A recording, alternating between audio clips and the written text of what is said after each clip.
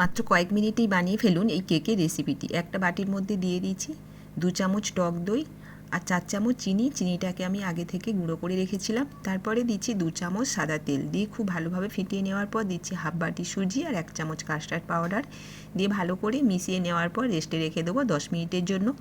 যেতে কেকটা বসাবো সেইটা আমি অল্প করে তেল বুলিয়ে নিচ্ছি। এইভাবে প্রত্যেকটাতে তেল ব্রাশ করে দিতে হবে।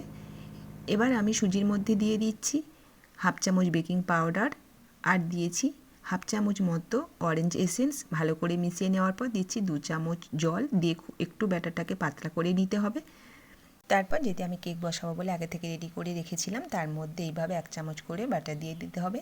আর আমি ওপর থেকে দিয়ে দিচ্ছি কুঁচো করে রাখা চেরি, আপনারা চাইলে বাদামও দিয়ে দিতে পারেন। এবার গ্যাসের ফ্লেমটা লোতে রেখে তাওয়াটা বসিয়ে ঢাকা লাগিয়ে রেখে দেবো 3-4 মিনিটের জন্য। 4 মিনিট পরে ঢাকাটা খুলে ভালো করে ঠান্ডা করে তুলে নিতে হবে।